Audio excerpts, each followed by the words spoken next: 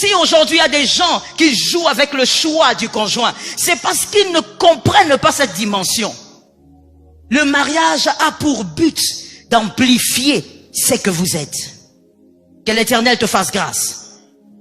Le mariage n'est pas qu'un lieu de plaisir. Je veux que quelqu'un dise non, ce n'est pas un lieu de plaisir. Le mariage est un lieu de construction. Le mariage, ce n'est pas pour les plaisantins, le mariage c'est pour les bâtisseurs.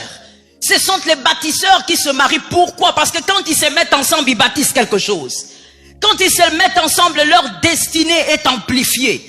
Quand ils se mettent ensemble, on voit ce qu'on ne voyait pas chez l'homme arriver, ce qu'on ne voyait pas chez la femme arriver. On voit tout ce que le Seigneur a posé en train de fleurir. Le mariage est le lieu qui doit amplifier tout ce que tu as.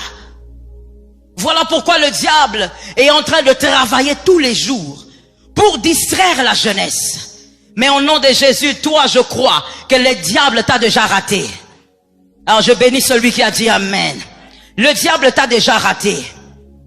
Il est important que lorsque tu te maries, que cet homme, cette femme fasse de toi un dominateur. Que tu domines sur toutes les choses sur lesquelles tu es censé dominer sur terre. Il est important que ton conjoint, ta conjointe, t'amène à la multiplication dans tous les domaines de ta vie. Il faut sortir, bien aimé, de ces choses-là. Où quand quelqu'un se marie, on regarde, on dit tu as grossi. Quand tu grossis, c'est ce qui est bien. On regarde, on dit tu as grossi, c'est que tout va bien. Non, mon frère, il ne suffit pas d'être amoureux dans un mariage. Ce qu'il faut être dans un mariage, c'est être heureux en accomplissant la volonté de Dieu pour vous. Et la volonté de Dieu pour vous est cachée dans le système de Dieu. Le système de Dieu est lequel? Vous vous rencontrez avec un autre, avec une autre, et les choses s'amplifient. Que cela soit votre part. Que cela change votre vie. Celui qui se marie pour le sexe est un plaisantin. On ne se marie pas pour le sexe. Pour la simple raison, bien-aimé, que tu seras désillusionné. Pourquoi tu seras désillusionné? Tu ne peux pas décider sur une chose qui dépend de deux cœurs. Quand une chose dépend de deux cœurs, ça ne dépend plus que de toi. Si tu crois que te marier va te permettre d'avoir le sexe à volonté, voilà d'abord pourquoi tu te maries. Bien-aimé, tu es mal barré. Tu es mal barré et tu vas réaliser que ce que tu cherchais n'est pas ce que tu vas trouver. Parce que rien ne te garantit qu'à chaque fois que toi tu en auras besoin, l'autre sera disponible. Tu dois te marier pour les bonnes raisons. Et que le Seigneur nous aide à comprendre cela. Ne te marie pas non plus à cause de la solitude. Ne te marie pas pour combler la solitude. Il y a quelque chose que j'aime ici. Ne te marie pas pour combler ta solitude. Ne dis pas, je me sens seul alors je veux me marier. Écoute frère, il y a quelqu'un qui a fait ça avant toi. Il s'appelle Adam. Adam, lui, il a recherché une femme parce que la Bible dit bien qu'il s'était senti seul lorsqu'il a vu tous les animaux. Mais regardez ce qui se passe. Lorsqu'Adam pense que Ève va combler sa solitude, Ève aussi a une autre manière de combler sa solitude, c'est de causer avec le serpent. Celui que toi tu vas épouser pour combler ta solitude aura aussi sa manière de combler sa solitude. Fais attention. Ce sont des mauvaises raisons. Et d'ailleurs, celui qui se marie pour combler sa solitude est un égocentrique. Tu dois guérir de ça. C'est un danger.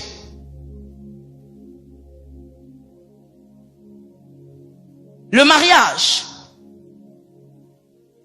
est un élément que le Seigneur nous donne pour que nos vies changent, pour que nos destinées se manifestent dans son vrai jour, pour que nos destinées soient acclamées, soient aimées, nos destinées soient de modèles.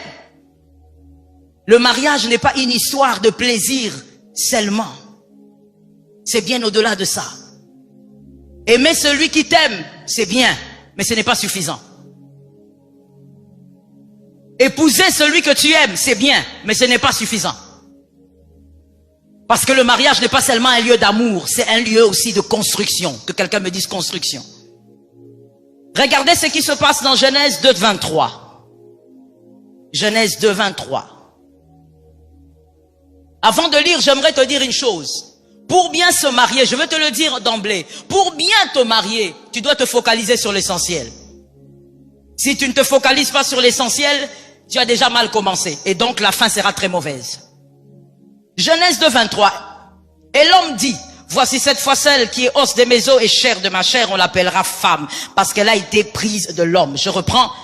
Et l'homme dit, voici cette fois celle qui est os de mes os et chair de ma chair, on l'appellera femme, parce qu'elle a été prise de l'homme. Écoute-moi, mon frère, ma sœur, écoute-moi tellement bien que oublie celui qui est à tes côtés. On ne choisit pas d'abord la chair, on choisit d'abord les os. On ne choisit pas d'abord la chair, on choisit d'abord les os. Adam a commencé par parler des os avant de parler de la chair. Les os sont ceux qui forment le squelette humain.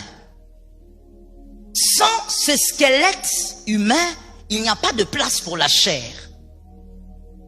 Donc, les os sont importants. Bien plus que la chair. Même si la chair aussi est importante. Suivez bien l'équilibre. Même si la chair est importante, mais il n'y a pas de chair sans les os. Mais il peut avoir des os sans chair. Il capte ça. Ce qui nous permet donc de comprendre ceci. Avant de te focaliser sur l'extérieur, tu dois d'abord te focaliser sur l'intérieur. Adam lui-même a fait comprendre.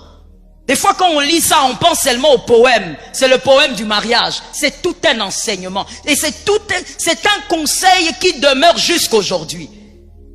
Adam a parlé à des générations. Regarde d'abord l'intérieur avant de regarder l'extérieur. Tu veux bien te marier et ne pas considérer le mariage comme un jeu. Voici l'objet de ton focus, l'intérieur, les valeurs intrinsèques. Avant de regarder la beauté de la femme, regarde d'abord ce qu'il y a dedans. Je veux que quelqu'un dise à son voisin, tiens compte de ce qu'il y a dedans. Ce qu'il y a dans ta femme, ce qu'il y a dans ton mari, détermine ce que tu seras demain. Ce qu'il y a dans ta fiancée, ce qu'il y a dans ton fiancé, détermine là où tu vas. Il y a certaines personnes bien aimées, on n'a même pas besoin de leur dire, ce couple ici de fiancés, vous irez loin. Non, on écoute seulement ce que l'homme est capable de présenter, ce qu'il y a à l'intérieur de lui. On écoute la femme, on comprend que ce couple ira loin, même si aujourd'hui ils n'ont rien. Mais il y a certaines personnes qui prennent à la légère ces choses. Focaliser sur l'extérieur. Bien aimé, si tu te focalises sur l'extérieur, tu prendras une chose qui sera belle aujourd'hui, mais tu ne sais pas ce qu'elle sera demain. Mais ce qui est sûr, ce qu'il y a à l'intérieur de cette personne te détruira. La jeunesse d'aujourd'hui se focalise sur la beauté. C'est pas mauvais. C'est pas mauvais d'aimer la beauté, mais c'est mauvais de se focaliser sur la beauté. Merci pour toi qui as dit amen. Tu peux regarder une femme bien aimée, il y a des choses discutables, des critères discutables et des critères non discutables. Il y a des critères qui se négocient, il y a des critères qui ne se négocient pas. Dis-le à ton frère pour moi. Il y a des critères qui ne se négocient pas. Le critère extérieur, tu voulais épouser une femme de 80 kilos, tu voulais épouser un homme d'1m80, bien aimé, ça se discute. Ah, je comprends ton regard. Mais je veux parler. Même si tu regardes comme tu regardes là, je veux toujours parler. Tu voulais épouser un homme d'1m70. Ce sont des critères discutables. Tu voulais épouser une femme sombre. Ce sont des critères discutables. Mais les critères indiscutables sont les valeurs intrinsèques. Une femme qui est impolie, qui est arrogante, qui va même insulter ton père, ce ne sont pas des critères discutables. Les valeurs intrinsèques, c'est ce qui fait même la personnalité de l'homme, la personnalité de la femme. Ce qui sort de sa bouche, c'est ce qu'elle est, c'est ce qu'il est. Et ce qu'il est fera de toi ce que tu seras. Si tu ne tiens pas compte de ce qui sort de sa bouche, donc de ce qu'il est, bien-aimé, tu as déjà vendu ton avenir. Je répète ça. Si tu ne tiens pas compte de ce que est ta femme, de ce que est ton mari, c'est-à-dire de ce qui sort de sa bouche, tu as déjà vendu ton futur. La jeunesse d'aujourd'hui court derrière le corps acoustique, frère. L'acoustique ne fera pas de toi l'homme que Dieu veut que tu sois. C'est ça la vérité. La jeunesse d'aujourd'hui court derrière les hommes grands, tablettes de chocolat. Je sais que tu es là, ma soeur, tu aimes ça. Je sais. Je n'ai pas besoin de prophétie pour ça. Les tablettes de chocolat ne permettront pas que les grâces qui sont en toi sortent et bénissent les hommes. Si ça peut le faire, gloire à Dieu. Mais d'abord, les valeurs intrinsèques. Ce sont ces choses qui feront de toi l'homme que tu dois devenir selon Dieu. La femme que tu dois devenir selon Dieu. Que l'Éternel nous fasse grâce. Il est important, bien-aimé, que chacun de nous puissions comprendre que lorsqu'on veut se marier, il faut faire un choix intelligent. Que quelqu'un me dise un choix intelligent. Un choix intelligent consiste à choisir une personne qui pourra vous rendre heureux et ensuite qui pourra vous permettre de réaliser le plan de Dieu pour vous. La priorité donc sont les valeurs intrinsèques. Si vous êtes attiré par la beauté, c'est bien. Qu'un homme m'entende bien. Si vous êtes attiré par la beauté, c'est bien. Mais lorsque vous arrivez près de cette beauté, si à l'intérieur de cette beauté, il n'y a pas les valeurs qu'il faut fouiller. Mêmement pour la femme. Être attiré par la beauté, c'est très bien. Mais auprès de cet homme beau, s'il n'y a pas les valeurs intrinsèques qui crient, fouillez cet homme. C'est une destruction. Il est important d'agir comme Adam. Voir d'abord les os, ensuite la chair. Ce ne sont pas les beaux yeux de Rebecca qui ont révélé à Rebecca que l'aîné selon Dieu, c'était Jacob. Non. C'était pas la belle taille de Rebecca. Qui ont révélé à Rebecca que voilà, dans ton sein, il y a 2 nations. Non, non. Sois belle comme tu veux. Mais si tu n'es pas capable d'aimer écouter Dieu, tu ne pourras pas orienter tes fils comme Rebecca. Qu'est-ce qui a donc fait que le fils de la promesse, Jacob, saisisse l'héritage? Ce sont les valeurs intrinsèques de sa mère. La capacité d'écouter Dieu, l'amour pour l'écoute. Ce ne sont pas les choses extérieures. Toute une nation dépendait de Jacob. Aujourd'hui, nous disons le Dieu d'Israël, le Dieu de Jacob. Toute une nation dépendait de cet homme-là pour vivre la volonté de Dieu. Le prémisse de Dieu, selon l'ancienne alliance, dépendait d'une seule femme, Rebecca. Mais comment elle a pu comprendre qu'il s'agit de Jacob? C'est lui l'aîné selon Dieu. Elle avait des valeurs. En d'autres termes, Isaac n'a pas épousé simplement une jolie dame. Isaac avait une femme qui avait des valeurs. Et ce sont ces valeurs qui ont pu amplifier même le devenir de Jacob. J'ai dit à un homme, à une femme, que la personne que tu choisiras soit capable d'amplifier même la destinée de vos enfants. Alors que cela soit ta part si tu l'as reçu. L'être humain a tendance, ça je sais, tout le monde est comme ça. L'être humain a tendance à regarder ce qui est beau, à contempler la beauté. C'est comme ça que vous verrez une chose que je n'ai jamais compris, mais je pense que vous-même vous allez comprendre ça, surtout les hommes. Parce qu'en fait, c'est de vous qu'il s'agit. Lorsque vous êtes en train d'aller quelque part, vous êtes sur la route, à un moment donné, vous vous retournez encore, et vous vous retournez encore. Vous regardez quoi? Vous cherchez quoi? L'être humain aime tellement la beauté. L'être humain aime regarder ce qui est beau. C'est bien. Mais écoute quelque chose à retenir pour la vie. Le bonheur est plus important que la beauté. Je répète pour quelqu'un qui dormait. Le bonheur est plus important que la beauté. Dans tout bonheur, il y a une certaine beauté. Mais dans toute beauté, il n'y a pas nécessairement le bonheur. Vous pouvez voir une belle femme, vous pouvez voir un homme très beau. Cela ne veut pas dire que cette personne, en elle, il y a votre bonheur. Non. Mais dans tout bonheur, peu importe le type de bonheur, dans ce bonheur est cachée une certaine beauté. Il est important que la jeunesse d'aujourd'hui comprenne qu'au-delà de la beauté, tu dois être heureux. Au-delà de la beauté, tu dois accomplir ta destinée. Oh my God, j'ai l'impression qu'il y a quelqu'un qui n'est pas venu.